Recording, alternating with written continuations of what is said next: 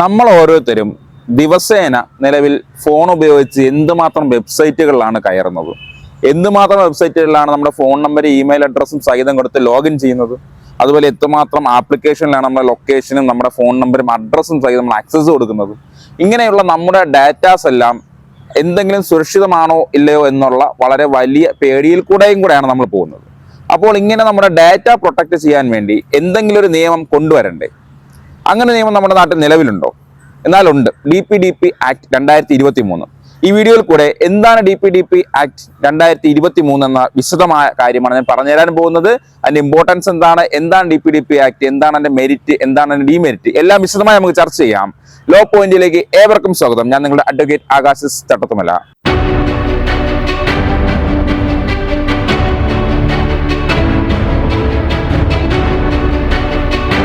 DPDP act 2023 digital വ്യക്തിഗത വിവര സംരക്ഷണ നിയമം എന്ന് നമുക്ക് തന്നെ പറയാൻ പറ്റും. ഈ ആക്ടിന്റെ ഏറ്റവും വലിയ പ്രത്യേകത എന്തെന്നാൽ, നമ്മുടെ ഒരു ചെറിയ ഇൻഫർമേഷൻ പോലും നമ്മുടെ അനുമതിയില്ലാതെ മറ്റെന്തിനെങ്കിലും ഉപയോഗിച്ചാൽ ആ ഉപയോഗിക്കുന്ന ആ ഒരു കമ്പനി അല്ലെങ്കിൽ ഉപയോഗിക്കുന്ന ആ ഒരു പേഴ്സൺ വളരെ വലിയ രീതിക്കുള്ള പിഴ തന്നെ ഈടാക്കേണ്ടി വരുമെന്നാണ് സാരാംശം ഈ ഒരു നിയമത്തിൽ പറയുന്നത്. അതായത് ഈ ഡിജിറ്റൽ യുഗത്തിൽ ഡിജിറ്റൽ രൂപത്തിലുള്ള നമ്മുടെ രേഖകൾ എങ്ങനെ ശേഖരിക്കണം, എങ്ങനെ ഉപയോഗിക്കണം, എങ്ങനെ ഡിസ്പോസ് ചെയ്യണം എന്നെല്ലാം വളരെ കൃത്യമായും വ്യക്തമായും ഈ ഒരു നിയമത്തിൽ പറഞ്ഞു പോകുന്നുണ്ട്.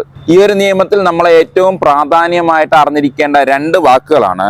ഒരെണ്ണം ഡാറ്റ പ്രിൻസിപ്പിളും, രണ്ട് ഡാറ്റ ഫിഡ്യൂഷ്യറിയും. ഈ ഡാറ്റ പ്രിൻസിപ്പിൾ എന്ന് പറയുന്നത് ആരാണോ അവരുടെ ഡാറ്റ മറ്റൊരു കമ്പനിക്കോ മറ്റോ കൊടുക്കുന്നത് അവരെയാണ് ഡാറ്റ പ്രിൻസിപ്പിൾ എന്ന് പറയുന്നത്. അതായത് ഞാൻ എൻ്റെ വിവരങ്ങൾ ഫേസ്ബുക്കിന് കൊടുക്കുകയാണെങ്കിൽ ഞാൻ അവിടെ ഡാറ്റ പ്രിൻസിപ്പിൾ ആവും. അതേ സമയത്ത് ഫേസ്ബുക്കിന്റെ ഡാറ്റ ഫിഡ്യൂഷ്യറി ആവുകയും ചെയ്യും. അതായത് ഡാറ്റ ഫിഡ്യൂഷ്യറി എന്ന് പറയുന്നത് നമ്മുടെ ഡിജിറ്റൽ വിവരങ്ങൾ ശേഖരിക്കുന്നവരെയാണ് ഈ നിയമത്തിൽ പറയുന്നത്. ഇനി വളരെ ഇമ്പോർട്ടന്റ് ആയിട്ടുള്ള നമ്മുടെ നാടിന് ഏറ്റവും അത്യാവശ്യമായിട്ടുള്ള മറ്റൊരു സംഗതിയാണ് ഈ നിയമത്തിൽ കൂടെ പറയുന്നത്, ഡാറ്റ പ്രൊട്ടക്ഷൻ ബോർഡ്. അതായത് സൈബർ വഴി നമ്മുടെ ഡാറ്റാസ് എല്ലാം ചോർന്നു പോയാൽ എവിടെ പോയി ഒരു കംപ്ലൈന്റ് കൊടുക്കണം, ആരെ കാണണം, എന്ത് ചെയ്യണമെന്ന് യാതൊരു പിടിയുമില്ലാത്തവരാണ് ഇപ്പോഴും നമ്മളിൽ 90% ആൾക്കാരും. അപ്പോൾ അങ്ങനെ ഒരു പ്രശ്നത്തിന് വളരെ ശാശ്വതമായ പരിഹാരമായിട്ടാണ് ഈ നിയമം വരുന്നത്. ഈ നിയമത്തിൽ ഡാറ്റ പ്രൊട്ടക്ഷൻ ബോർഡ് എന്നൊരു അതോറിറ്റിയെ കൂടെ നിയമിക്കുന്നുണ്ട്. അതായത് ഇത്തരത്തിൽ ഈ DPDP ആക്ട് പ്രകാരം നമ്മൾ കൈമാറുന്ന ആ ഡാറ്റാസിന് എന്തെങ്കിലും ഒരു ചോർച്ച വന്നാലോ അല്ലെങ്കിൽ എന്തെങ്കിലും ഒരു മിസ്റ്റേക്ക് ഈ ഡാറ്റ ഫിഡ്യൂഷ്യറിയുടെ കയ്യിൽ നിന്ന് സംഭവിച്ചാലോ നമുക്ക് ഈ ബോർഡിനെ സമീപിക്കാവുന്നതും ഈ പറയുന്ന കമ്പനികളിൽ നിന്ന് നമുക്ക് കോമ്പൻസേഷൻ ഈടാക്കാവുന്നതുമാണ്. നമ്മൾ സാധാരണ ജനത്തിന് ഈ ഒരു നിയമം കൊണ്ടുണ്ടാകുന്ന ചില ഉപയോഗങ്ങൾ ഞാൻ പറഞ്ഞുതരാം. അതിൽ ഏറ്റവും ആദ്യത്തേതാണ് കൺസെന്റ്, അതായത് സമ്മതം. നമ്മുടെ ഏതൊരു ഡാറ്റയും നമ്മൾ ആർക്കാണോ കൈമാറിയിരിക്കുന്നത് അവര് നമ്മുടെ കൺസെന്റ് ഇല്ലാതെ മറ്റൊരു കാര്യത്തിന് ഉപയോഗിക്കാൻ പാടില്ല എന്നീ നിയമത്തിനകത്ത് പറയുന്നുണ്ട്. അതുപോലെ തന്നെ കുട്ടികളുടെ സുരക്ഷ. 18 വയസ്സിന് താഴെയുള്ള കുട്ടികളുടെ ഡാറ്റ ഉപയോഗിക്കണമെങ്കിൽ അവരുടെ ലീഗലായിട്ടുള്ള ഫാദറിനോ മദറിനോ ഉള്ള കൺസെന്റ് വാങ്ങിച്ചാൽ മാത്രമേ ഈ കമ്പനികൾക്ക് അങ്ങനെ ഈ കുട്ടികളുടെ ഡാറ്റ ഉപയോഗിക്കാൻ പറ്റുള്ളൂ. അതുപോലെ തന്നെ വൻ തുകയാണ് എന്തെങ്കിലും ഒരു പ്രശ്നം വന്നാൽ പിഴയായിട്ട് ഈടാക്കാൻ പറ്റുന്നതെന്നും ഈ നിയമത്തിൽ പറയുന്നുണ്ട്. ഏകദേശം 250 കോടി വരെ നമുക്ക് ആവശ്യപ്പെടാമെന്നും ഈ നിയമത്തിനകത്ത് പറയുന്നുണ്ട്. അതുപോലെ തന്നെ അവകാശം, അതായത് നമ്മുടെ ഡാറ്റയമേൽ നമുക്കാണ് അവകാശം. അതിനകത്ത് എന്തെങ്കിലും തെറ്റ് തിരുത്തണമെങ്കിലോ അല്ലെങ്കിൽ നമ്മുടെ ഡാറ്റ അവിടെ നിന്ന് ഡിലീറ്റ് ചെയ്യണമെങ്കിലോ ആ അവകാശം നമുക്ക് തന്നുകൊണ്ടാണ് ഈ നിയമം മുന്നോട്ട് പോകുന്നത്. അതുപോലെ തന്നെ ഇനി മുതൽ ഏതൊരു കമ്പനികളും നമ്മുടെ കയ്യിൽ നിന്ന് ഡാറ്റ എടുക്കുമ്പോൾ അതിന് നമുക്ക് തന്നെ ചില പ്രൈവസി പോളിസീസ് ഉണ്ടല്ലോ. ആ പോളിസീസ് നമ്മളെ മിക്കുള്ളവർക്കും വായിച്ചാൽ മനസ്സിലാകില്ല, അതുപോലെ തന്നെ വായിച്ച് തീർക്കാൻ പറ്റുന്ന തരത്തിലായിരിക്കില്ല. പക്ഷെ ഈ നിയമം നിലവിൽ വന്നതോടുകൂടി ഇനി മുതൽ നമ്മൾ കൊടുക്കുന്ന കൺസെന്റിന് ഇവർ വെക്കുന്ന പ്രൈവസി പോളിസീസ് ഏതൊരു സാധാരണക്കാരനും വായിച്ചാൽ മനസ്സിലാകുന്ന ഭാഷയിൽ സിമ്പിൾ ആയിരിക്കണമെന്നും ഈ നിയമം പറയുന്നുണ്ട്.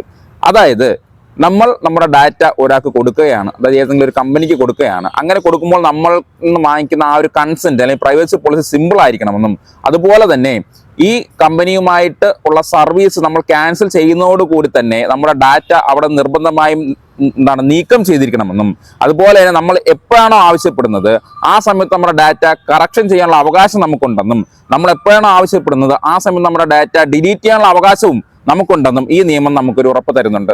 2027 മാർച്ചോടുകൂടി ഇന്ത്യയിലെ എല്ലാ കമ്പനികളും ഈ ഒരു DPDP നിയമം അനുസരിച്ച് അവരുടെ പോളിസീസ് മാറ്റണമെന്ന് കർശനമായ നിർദ്ദേശവും കേന്ദ്ര സർക്കാർ നൽകിയിട്ടുണ്ട്. ഇങ്ങനെ നമ്മുടെ ജനത്തിന് ഉപയോഗപ്രദമാണ് ഈ DPDP നിയമം എന്ന് പറയുന്നുണ്ടെങ്കിലും ചില വിവാദങ്ങളിലും ഈ നിയമം കുരുങ്ങിയിട്ടുണ്ട്. അതിൽ ഒന്നാണ് ചില ഒഴിവാക്കലുകൾ. അതായത് നമ്മുടെ കേന്ദ്ര സർക്കാരിന്റെ ചില ഏജൻസികൾ എടുക്കുന്ന നമ്മുടെ ഡാറ്റാസ് ദേശസുരക്ഷയുടെ പേരിലും അതുപോലെ തന്നെ ക്രമസമാധാന പരിപാലനത്തിന്റെ പേരിലും ഈ DPDP നിയമത്തിൽ നിന്ന് ഒഴിവാക്കപ്പെട്ടിട്ടുണ്ട് എന്നും പറയപ്പെടുന്നുണ്ട്. അതുപോലെ ഡാറ്റ പ്രൊട്ടക്ഷൻ ബോർഡിനകത്ത് വരുന്ന അംഗങ്ങൾ ആരൊക്കെയാണെന്ന് പൂർണ്ണമായും തീരുമാനിക്കുന്നത് കേന്ദ്ര സർക്കാർ ആയതുകൊണ്ട് തന്നെ കേന്ദ്ര സർക്കാർ ഈ ഒരു ബോർഡ് ഉപയോഗിച്ചുകൊണ്ട് രാഷ്ട്രീയപരമായ ചില പകപോക്കലുകൾ ചെയ്യും എന്നും പ്രതിപക്ഷം പറയുന്നുണ്ട്.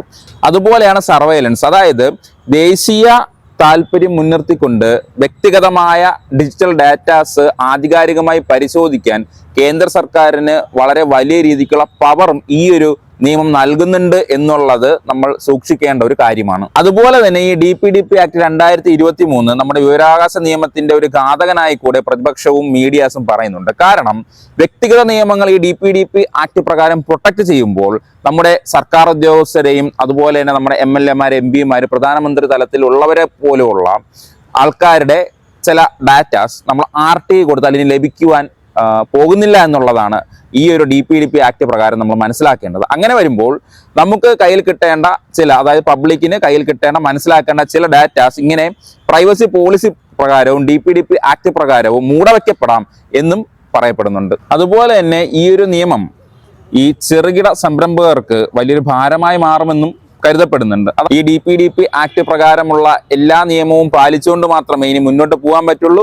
അതിന് ഇവർ ചെലവാക്കുന്ന ക്യാപിറ്റലിന്റെ ഒരു ഭീമമായ തുക മാറ്റിവെക്കേണ്ടി വരും എന്നും പറയപ്പെടുന്നുണ്ട്. ചുരുക്കി പറഞ്ഞാൽ ഈ DPDP ആക്ട് നമുക്കൊരു കവചമായാണ് മാറുന്നതെന്നാണ് പറയപ്പെടുന്നതെങ്കിലും RTI പോലെയുള്ള നിയമങ്ങളെ ഈ ഒരു നിയമം വിഴുങ്ങുമെന്നും പറയപ്പെടുന്നുണ്ട്. DPDP ആക്ടിന്റെ താക്കോൽ കേന്ദ്ര സർക്കാരിന്റെ കയ്യിലാണ് എന്നുള്ളതാണ് ഈ പല വിവാദങ്ങൾക്കും കാരണമായി മാറിയിട്ടുള്ളത്. എന്താണ് ഈ ഒരു നിയമത്തെ പറ്റിയുള്ള നിങ്ങളുടെ അഭിപ്രായം കമന്റ് സെക്ഷനിൽ അറിയിക്കുമല്ലോ. ഈ ഒരു നിയമത്തിൽ എന്തെല്ലാം നല്ല വശങ്ങളാണെന്നും എന്തെല്ലാമാണ് ഇതിന്റെ ഡീമെറിറ്റ് എന്നും മനസ്സിലായെന്ന് ഞാൻ പ്രതീക്ഷിക്കുന്നു. നിങ്ങളുടെ അഭിപ്രായങ്ങൾ നമ്മുടെ കമന്റ് സെക്ഷനിൽ അറിയിക്കുക. വീഡിയോ ഇഷ്ടപ്പെട്ടെങ്കിൽ ചാനൽ സബ്സ്ക്രൈബ് ചെയ്യുക, നിങ്ങളുടെ ഫ്രണ്ട്സിലേക്ക് എൻ്റെ ചാനൽ എത്തിക്കുക. ഞങ്ങൾ അഡ്വക്കേറ്റ് ആകാശ ചട്ടത്തുമല്ല പുതിയൊരു വീഡിയോയിലേക്ക് കാണും വരേക്കും ഗുഡ് ബൈ.